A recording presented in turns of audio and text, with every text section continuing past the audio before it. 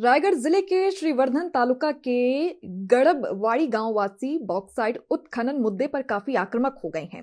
आक्रोशित ग्रामीणों ने तत्काल बॉक्साइट खनन बंद करके हमारे गांव को बचाने की पुरजोर मांग की है। तो रायगढ़ में बॉक्साइट को लेकर तस्वीर साफ है कि खनन का मुद्दा काफी गर्म रहेगा। गुस्साए ग्रामीणों ने आक्रामक होकर दिखाया कि खनन अवैध है। प्रदर्शनकारियों और पुलिस के बीच संघर्ष की वजह से यहां कुछ देर के लिए तनाव का माहौल बन गया। ग्रामीणों की इस मांग पर प्रशासन क्या कार्यवाही करेगा, इस पर सबकी निगाही है।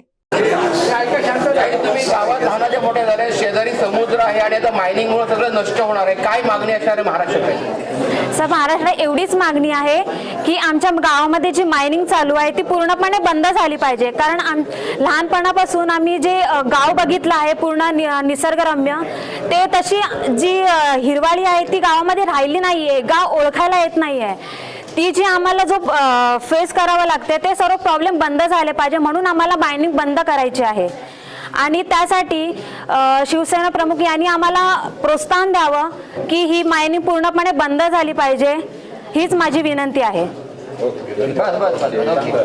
मीटिंग झाल्या, तुम्ही काय मीटिंगचा विषय होता आणि काय ठराव केलाय?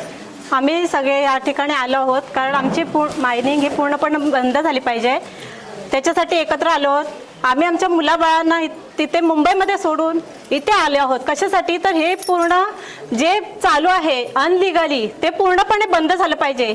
आणि हे पर्यावरण खूप चांगलं होतं इथले, या लोकांनी अनलिगली पूर्णपणे चालू केलंय, त्याच्यामुळे सगळं बिघडून चाललंय। उद्या जर तिथे आता बघायला गेलात ना, पाठी जाऊन बघा तुम्ही, गावाच्या जवळ येऊन मायनिंग थांबलेली आहे।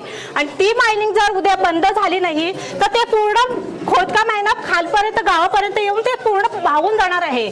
आणि ते पूर्णपणे बंद व्हावं ह्यासाठी आम्ही पूर्ण तरुण पुढे सुद्धा इथे आज उपस्थित राहिलेले आहे। आणि खूप झट्ट आहेत, प्रशासनापर्यंत पोहोचले आहेत, पण ती दखल घेत नाही आहेत। त्याची दखल त्याने घ्यावी, नाहीतर उद्या काय त्याचा परिणाम होईल त्याच्यावर प्रशासन जबाबदार राहील, हीच माझी विनंती आहे।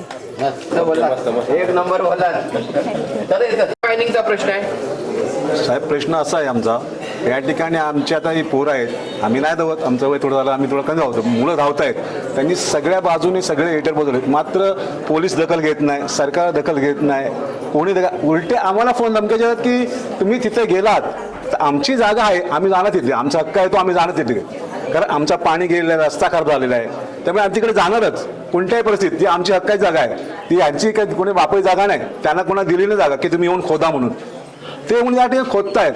आणि आमची पोरं ते गेला, पोलीस आम्हाला फोन आहेत की तुमची कंप्लेंट आहे, हे कुठले न्याय? अरे न्याय करा काय ना, आम्ही गरीब आहोत याचा अर्थ असा नाही। आमच्या नोकऱ्या आहेत, आमची सगळी मंडळी नोकरी सोडून आल्या आहेत, प्रत्येक दिवसाचे त्यांचा रोज गेलेला आहे, पण व्याजा पोलीस पण दखल घेत नाही। आम्ही गेल्यावर आमच्यावर कारवाई करतात, म्हणजे आम्ही आमच्या जागेत पण जायचं नाही का? मग हे काम करा ना, गावात संपून टाका, आम्ही संपतो, विषय संपेल, न्या तुम्ही जमीन, एवढंच बोलतो। दादा, नक्की गावामध्ये मायनिंगचा काय प्रश्न, लीगल पॉइंट काय माहिती आहे का? इकडे समोर सध्या आम्ही आमच्या गावामध्ये गडबडी गावामध्ये मायनिंग चालू आहे, पण मायनिंग त्यांनी असं चालू केलं आहे की आम्ही ॲग्रीमेंट न करता ते लोक खोदकाम करतायत। ते खोदकाम का करतात, त्यांना सपोर्ट कोण करतं, हा पहिला मुद्दा आला। आणि त्या मायनिंगमुळे होणारे दुष्परिणाम म्हणजे आमच्या गावाचं पाणी गेलं आहे, आणि ते जे म्हणजे मायनिंग खोदण्यासाठी जे सुरुंग लावतात, स्फोट करतात, त्याच्यामुळे जो होणारा आवाज तो येतोच, आणि त्या स्फोटामुळे गावाला असा धक्का बसतो की त्यामुळे घरांना तडे जाण्याची भीती आहे। आणि उद्या स्फोटामुळे जर स्फोट झाला किंवा उद्या हानी झाली तर आम्हाला ते गाव आहे, म्हणजे जशी महाडमध्ये मालिन गावाची अवस्था झाली तशी याच्या पुढे होऊ शकतं।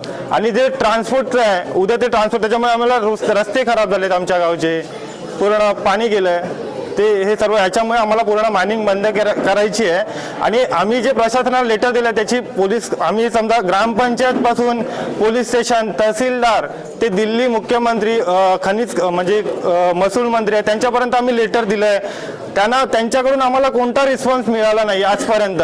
त्याच्यामुळे आम्ही काय केलं की आता आमची स्थानिक जी शिंदे गट आहेत, शिवसेना, त्यांच्यापर्यंत आम्ही पोहोचलो, ते आमच्या मदतीला आज आमच्यापर्यंत उभे राहिलेत, आणि ते आम्हाला याच्या पुढेही मायनिंग बंद करण्यासाठी मदत करतील याची आम्ही ग्रामस्थांकडून त्यांच्याकडे अपेक्षा ठेवतो, आणि त्यांनी आम्हाला सपोर्ट करावे ही त्यांना विनंती करतो।